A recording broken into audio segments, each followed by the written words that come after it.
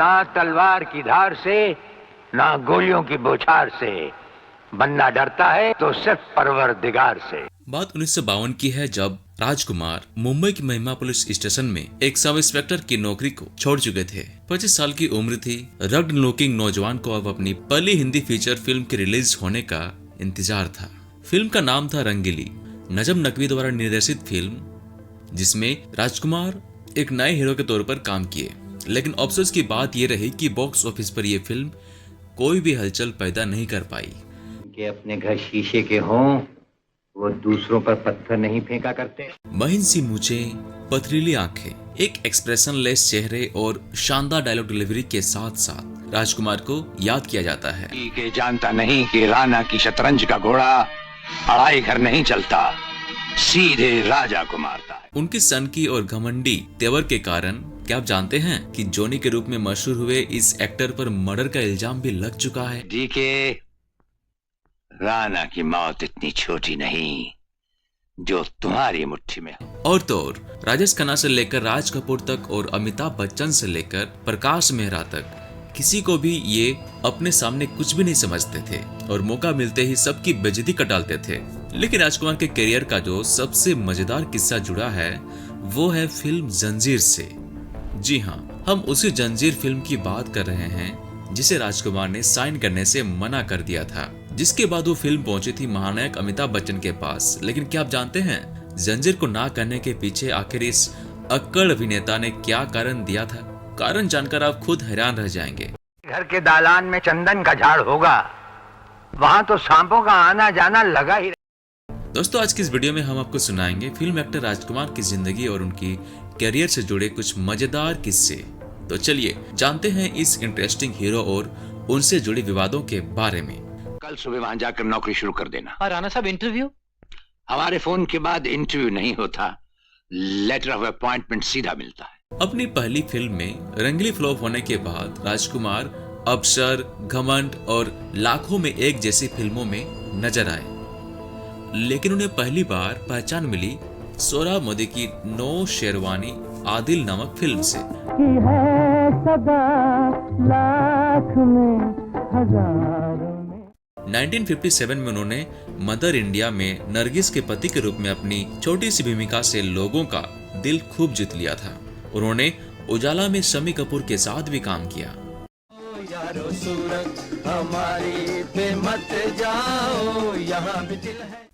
उन्होंने दिलीप कुमार के साथ पैगाम में एक मिल वॉकर की भूमिका निभाई। दिल एक मंदिर में राजकुमार ने कैंसर रोगी की भूमिका निभाई, जिसके लिए उन्हें बेस्ट सपोर्टिंग एक्टर का फिल्म फेयर पुरस्कार भी मिला।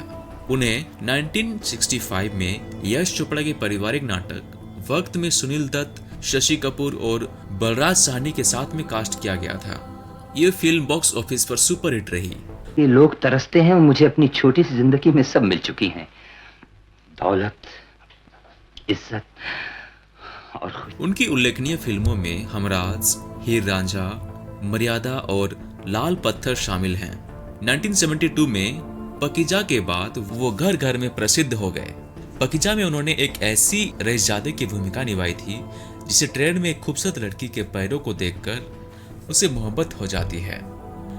आपके पाँव देखे बहुत हसीन है, इन्हें जमीन पर मत उतारिएगा, मैले हो जाएंगे।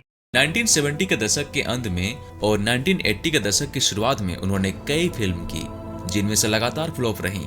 इसके बाद कुदरत, एक नई पहेली, मरते दम तक, मुकद्दर का फैसला और जंगबाज ने सपोर्टिंग एक्टर के किरदार निभाने पड़े और ये फिल्में काफी सफल रहे। 1991 में उन्होंने सुभाष घाई की सौदागर में 32 साल बाद दिलीप कुमार के साथ एक बार फिर से अपने हुनर के जलवे दिखाए।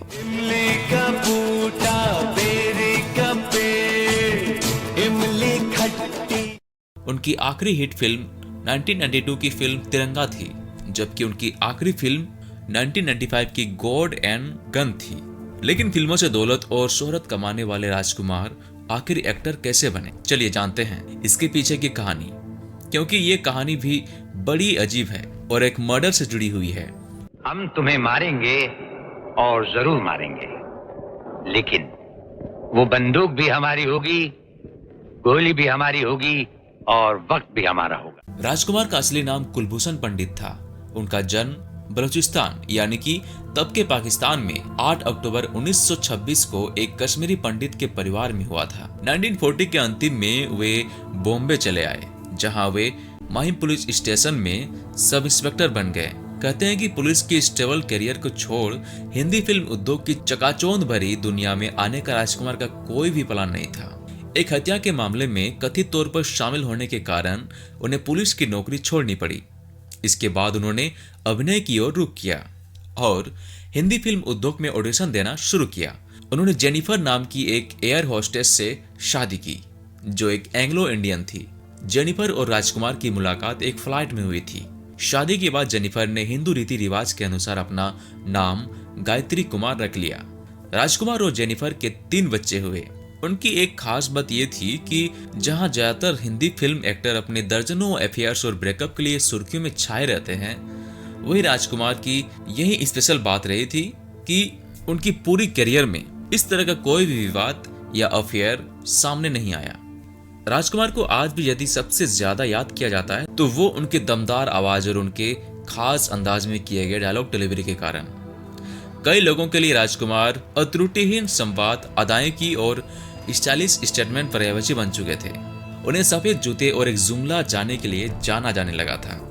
आपकी पांव देखिए, बहुत हसीन है, इन्हें जमीन पर मत उतारिएगा, मैले हो जाएंगे। पाकीज़ा मूवी में राजकुमार के जरिए बोले गए ये डायलॉग हिंदी फिल्मों के सबसे रोमांटिक डायलॉग के रूप में जाना जाता है।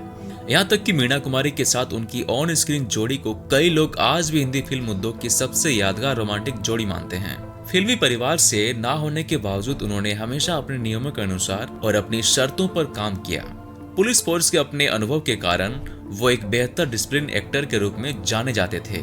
जहाँ फिल्मों में राजकुमार अपने डायलॉग डिलीवरी के कारण मशहूर हुए, वहीं निजी जिंदगी में वो अपने अक्खड़ स्वभाव और बड़े भोलेपन के लिए भी जाने जाते थे। कहते हैं कि फिल्म इंडस्ट्री में शायद ही कोई स्टार हुआ हो जिसकी उन्होंने इंसल्ट ना किया हो। 1969 में प्रेम चोपड़ा के घर राज कपूर और राजकुमार का विवाद तब हो गया कि राज कपूर ने उन्हें यह कहकर उकसाया कि तुम एक खूनी कातिल हो।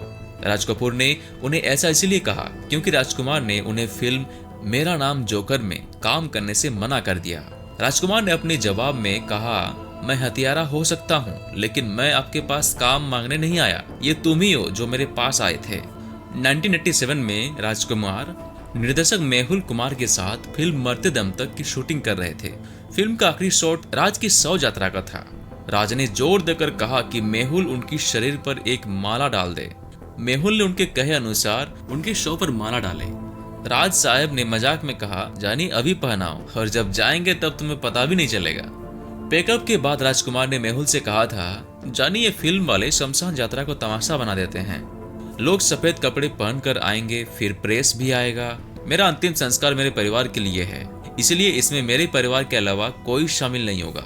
इसी तरह राजकुमार ने अपनी अंतिम यात्रा में किसी को भी शामिल ना करने की इच्छा जताई थी। तो जहां एक तरफ राजकुमार बेहद अक्कड़ वाले थे, वहीं दूसरी तरफ वे काफी स्ट्रीट फॉरवर्ड और ईमानदारी से बात रखने वाले भी थे। 3 जुलाई 1996 को 2 साल तक गले के कैंसर से जूझने के बाद वो दुनिया को अलविदा कह गए। तो दोस्तों, यह था हमारा आज के वीडियो। कैसा लगा आप हमें कमेंट के माध्यम से जरूर बताएं। साथ ही अगर चैनल पर नए हैं तो इसे सब्सक्राइब करना ना भूलें। मैं मिलता हूँ जल्द ही किसी एक नए सुपरस्टार के बारे में जानकारी लेकर। तब तक के लिए अपना ख्याल रखिएगा। धन्यवाद।